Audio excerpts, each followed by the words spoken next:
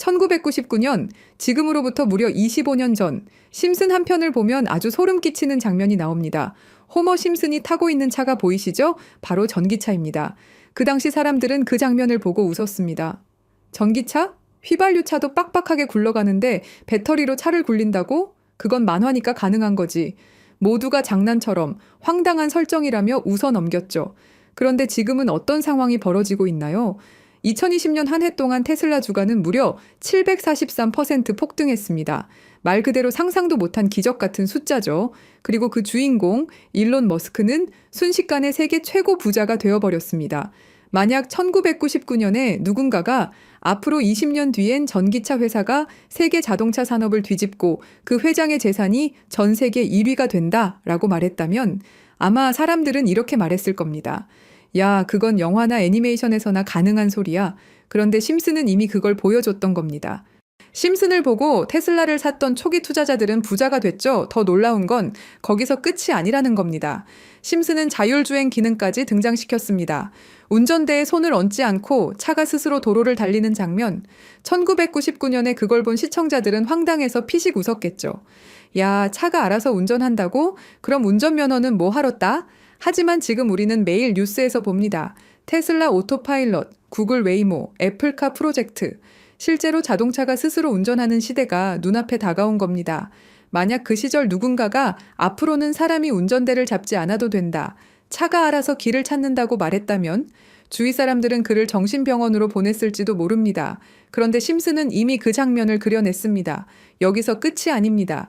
심슨은 단순히 전기차와 자율주행만 보여준 게 아니라 심지어 충전소 부족 문제까지 다뤘습니다. 호머가 전기차 충전소를 찾아 이곳저곳을 헤매는 장면이 나옵니다. 당시에는 그냥 웃긴 에피소드였죠. 하지만 지금 전기차 오너들, 특히 테슬라 차주들이 가장 크게 공감하는 불편이 뭡니까? 바로 충전소 부족입니다. 심슨은 무려 22년 전에 지금의 현실을 거의 똑같이 농담처럼 보여준 겁니다. 지금 전 세계 자동차 산업은 빠르게 바뀌고 있습니다. 테슬라뿐만이 아닙니다. 폭스바겐, 벤츠, 현대, 토요타까지 내연기관차 대신 전기차로 방향을 틀고 있습니다. 이미 여러 나라가 공식적으로 발표했죠. 2030년 이후에는 내연기관차 판매를 아예 금지한다. 이제 휘발유차는 점점 박물관으로 들어갈 운명이 된 겁니다. 다시 말해 심슨이 그려냈던 상상 속 장면이 이제는 국제정책이 되고 인류의 생활 방식 자체를 바꿔버린 겁니다. 여러분, 여기서 중요한 질문을 던져봅시다. 이게 단순한 우연일까요? 아니면 정말 미래를 예언한 걸까요? 심슨은 1999년에 전기차, 자율주행, 충전소 문제를 이미 보여줬습니다. 그리고 그 모든 건 지금 우리의 현실이 되어버렸습니다. 그렇다면 아직 펼쳐지지 않은 심슨의 장면들, 아직 오지 않은 예언들은 과연 무엇일까요? 여러분, 지금부터 제가 말씀드릴 이야기를 듣고 나면 밤에 잠이 오지 않을 겁니다. 34년 동안 방영된 한 애니메이션이 우리의 미래를 정확히 예측해왔다는 사실, 혹시 믿으실 수 있나요? 더 소름 돋는 건 이 애니메이션이 지금 우리에게 말하고 있는 것들입니다. 비트코인, XRP, 시바이누, 그리고 아직 공개되지 않은 어떤 코인에 대한 이야기까지 말이죠. 과연 이것이 우연일까요? 아니면 정말로 심슨의 제작진들이 미래를 내다보는 특별한 능력이 있는 걸까요? 지금부터 그 충격적인 진실을 파헤쳐 보겠습니다. 1989년 12월 17일 한 가족의 이야기가 시작됩니다. 그 누구도 몰랐죠. 이들이 미래를 내다보는 예언자가 될 줄은 말입니다. 하지만 34년이 지난 지금 우리는 알고 있습니다. 심슨이 단순한 애니메이션이 아니라는 것을요. 2000년 심슨 가족에서 리사가 대통령이 되어 트럼프 대통령이 남긴 예산 위기를 물려받았다고 말했습니다. 당시 트럼프는 단순한 부동산 사업가였죠. 그런데 16년 후 2016년 실제로 대통령에 당선되었습니다. 이것만이 아닙니다. 심슨은 매트릭스4 제작, 레이디 가가의 슈퍼볼 공중 퍼포먼스, 화상통화 기술, 애플워치까지 예측했습니다. 가장 놀라운 건 1997년 에피소드에서 러시아 우크라이나 갈등을 그려냈는데 25년 후인 2022년 실제로 전쟁이 일어났다는 것입니다. 확률 전문가들은 이런 적중률이 수학적으로 거의 불가능하다고 말합니다. 10억 분의 1보다 낮은 확률이죠. 과연 이것이 단순한 우연일까요? 그런데 여러분, 1997년에 방영된 또 다른 에피소드를 보시겠습니다. 화면에 크립토반이라고 적힌 건물이 등장합니다. 크립토, 들어보셨죠? 암호화폐를 뜻하는 크립토커런시의 줄임말입니다. 1997년이에요, 여러분. 비트코인이 세상에 나온 게 2009년입니다. 무려 12년 전이죠. 그 당시에 크립토라는 단어를 사용한 사람이 과연 몇 명이나 있었을까요? 더 놀라운 건 같은 에피소드에서 인터넷 쇼핑, 화상통화, 스마트 디바이스까지 모든 게 현실이 됐다는 겁니다. 심슨은 단순히 암호화폐라는 단어만 예언한 게 아니었어요. 디지털 혁명 전체를 내다보고 있었던 거죠. 지금 생각해보세요. 1997년에 누가 상상이나 했겠습니까? 컴퓨터로 만든 가상의 돈이 실제 돈보다 비싸질 거라고. 하지만 심슨은 이미 알고 있었습니다. 크립토의 시대가 올 것이라는 걸 말이에요. 그리고 지금 심슨은 더 구체적인 것들을 우리에게 말하고 있습니다. 그리고 진짜 충격적인 건 지금부터입니다. 스프링필드의 최고 부자 미스터 번즈, 그가 무서워하는 게 있습니다. 바로 새로운 억만장자의 등장이죠. 해당 에피소드를 자세히 보면 이 새로운 억만장자가 만든 건 새로운 형태의 화폐 시스템입니다. 기존의 은행 시스템을 완전히 뒤바꿀 수 있는 혁신적인 기술이라고 묘사되어 있어요. 더 구체적으로 들여다보면 이 시스템의 특징들이 나옵니다. 은행의 핵심 기능인 거래 기록 보관, 자금 이체, 신용평가 등을 모두 디지털화하고 자동화한다는 설정이죠. 이게 뭘 의미하는지 아시겠죠? 바로 블록체인 기술입니다. 그리고 이 프로젝트가 받은 투자 금액이 얼마인지 아세요? 3,500억 원 이상입니다. 실제로 최근 블록체인 기반의 금융 프로젝트들이 이 정도 규모의 투자를 받고 있어요. 미스터 번즈가 두려워하는 이유를 생각해보세요. 기존 금융 시스템의 기득권층에게는 위협적인 존재겠죠. 중앙화된 권력을 탈중앙화로 바꾸는 기술이니까요. 심슨은 단순히 새로운 코인의 등장을 예언한 게 아닙니다. 전체 금융 시스템의 패러다임 변화를 내다보고 있었던 거예요. 이제 정말 충격적인 발견을 공유하겠습니다. 심슨의 여러 에피소드를 분석해보니 특정 알파벳들이 의미 있게 배치되어 있더라고요. 이가 크게 강조되는 장면, 이더리움의 E입니다. B가 등장하는 장면, 비트코인의 B죠. D는 도지코인, L은 라이트코인, F는 파일코인, 그리고 SH는 시바이누를 의미합니다. 이게 정말 우연일까요? 특히 시바이누의 경우를 보세요. 프링크 교수가 시바이누 관련 신문을 들고 있는 장면이 나옵니다.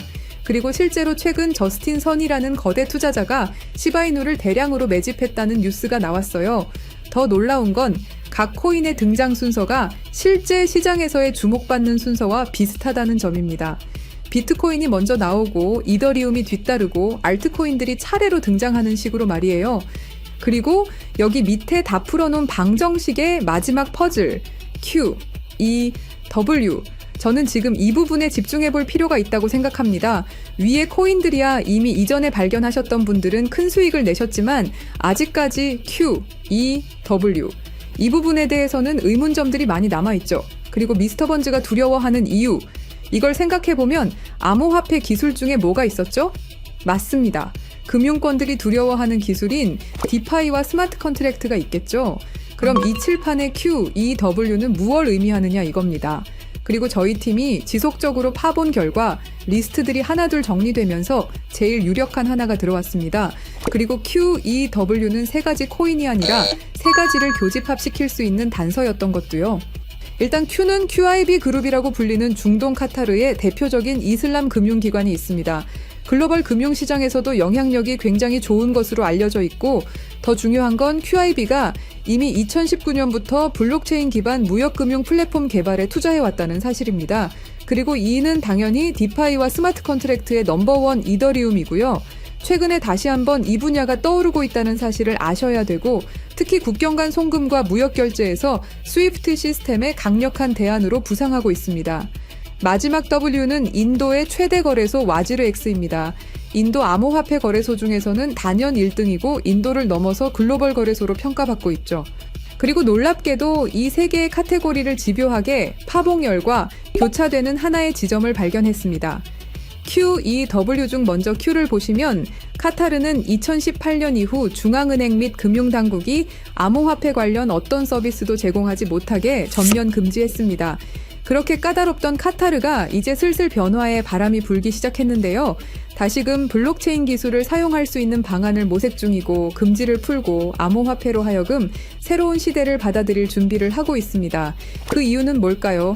단순히 트럼프 때문만이 아닙니다. 카타르는 2030 국가 비전의 핵심 전략으로 디지털 경제 허브 구축을 목표로 하고 있고 2022 월드컵 이후 글로벌 금융 중심지로 도약하려는 야심찬 계획이 있습니다. 트럼프와 카타르는 최근 행복한 동행을 시작했습니다. 2조 달러 규모의 파트너십을 약속했고 심지어 카타르는 트럼프에게 항공기까지 선물하면서 미국의 지원을 받기 위해 고개를 숙이는 모습을 보여주고 있죠. 그리고 트럼프가 암호화폐를 글로벌하게 키워가려고 하고 있기 때문에 트럼프의 마음에 들기 위해서 이렇게 노력을 하고 있는 거죠. 자, 그럼 여기서 Q, E, W의 E가 나옵니다. 트럼프는 대통령이 된 이후 암호화폐 시장을 끌어올리기로 했고 그 테마로 떠오르고 있는 게 바로 스테이블 코인과 디파이입니다. 이게 무슨 뜻이죠? 이제 금융시장에 새로운 시대가 올 수 있다는 뜻이고 더 중요한 건 중동 아시아 간 송금 시장에서 기존 은행 네트워크를 우회할 수 있는 인프라가 구축되고 있다는 겁니다. 트럼프 일가가 이더리움을 싹쓸이 할 정도로 이 시장에 진심인 거, 이 시장에 오래 계셨던 분들이라면 모를 리가 없죠. 자, 그럼 위에 말씀드렸던 E는 이더리움이죠. 금융시장과의 합을 이야기하는 겁니다. 그리고 바로 W는 인도의 암호화폐 거래소 와지르 X를 뜻하는데요. 2025년 현재 인도가 세계에서 가장 활발한 암호화폐 도입 국가라는 사실 모르셨죠? 인도 내에서 이더리움은 가장 많이 사용되는 암호화폐 중 하나이고 디파이, 스마트 컨트랙트 등 다양한 분야에서 실질적인 활용이 이루어지고 있고 특히 인도 정부가 추진 중인 디지털 루피와의 연동을 위한 테스트베드 역할을 하고 있습니다. 그런 인도의 최대 거래소가 와지르 X입니다. 그리고 이 모든 걸 이어주는 하나가 더 남아 있습니다. 2025년 2월 인도와 카타르는 공식적으로 전략적 파트너십으로 관계를 격상했습니다. 양국은 암호화폐를 필두로 에너지, 인프라, 기술, 스타트업, 스마트시티 등 다양한 분야에서 대규모 투자와 협력을 확대하고 있고 더 주목할 점은 양국이 달러를 우회한 직접 결제 시스템 구축에 합의했다는 사실입니다. 그러니까 한마디로 칠판에 써진 QEW의 모든 것이 암호화폐 그리고 각 국가 간의 연결점을 제공해 준다는 거죠. 그리고 소름 돋는 부분, since 2015, when ANP went bankrupt라고 써진 부분 보이시죠? 이건 와지르 X의 해킹 피해를 정확하게 예언하고 있는데요. 작년 7월 해킹 피해로 피해액이 무려 3,200억이 넘고요. 이 사건으로 지금 와지르 X는 거의 파산 수순에 들어갔죠. went bankrupt 파산했다로 해석할 수 있고 더 중요한 건 이 사건이 중앙화 거래소의 근본적 취약성을 드러냈다는 점입니다. since 2015년은 와지르 X 창업자들이 처음 만났던 시기이면서 동시에 글로벌 송금 시장에서 혁신적 변화가 시작된 원년이기도 하죠. 정확하게 예언하고 있다는 걸 알 수 있습니다.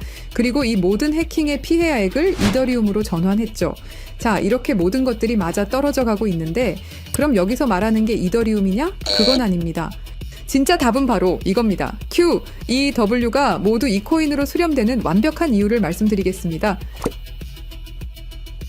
이 코인은 중동에서 가장 활발히 채택되고 있습니다.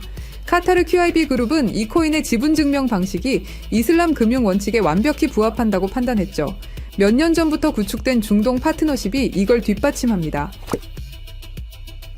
이 코인의 최대 강점은 비트코인의 안정성과 이더리움의 스마트 계약을 결합한 하이브리드 구조입니다. 이더리움 가상머신 호환으로 기존 디파이 프로토콜을 그대로 사용하면서도 더 빠른 속도와 낮은 수수료를 제공할 수 있죠. 인도는 이 코인의 최대 사용국 중 하나입니다. 디지털 루피 프로젝트에서 이 코인의 엔터프라이즈 솔루션이 핵심 인프라로 검토되고 있고 와지르 X 해킹 사태 이후 더욱 안전한 대안으로 주목받고 있습니다. 종합해보면 카타르의 할랄 금융 자본, 이더리움의 디파이 기술, 인도의 거대한 시장이 이 코인의 플랫폼에서 융합되면 서구 중심 금융 시스템을 우회하는 새로운 아시아, 중동, 아메리카의 금융 블록이 탄생합니다. 이게 바로 심슨이 10년 전부터 예견한 시나리오고 그 중심에 이 코인이 있는 거죠. 그리고 제일 중요한 사실은 이 코인이 업비트에도 상장이 돼 있다는 사실입니다. 그래서 이 코인을 여러분께 공유 드릴 건데요. 지금 차트를 보시면 아시겠지만 2021년 불장 이후 너무도 수상하리만큼 몇 년간의 횡보를 보이고 있죠. 이게 뭘 의미할까요? 저는 엄청난 폭발의 힘을 모으고 있는 것이다 라고 보고 있습니다. 거기다 최근에 이란, 이스라엘 갈등으로 홍해와 호르무즈 해협 무역 항로가 위험해진 거 아시죠? 전 세계 석유 운송의 20%가 지나가는 핵심 루트가 막힐 위기죠.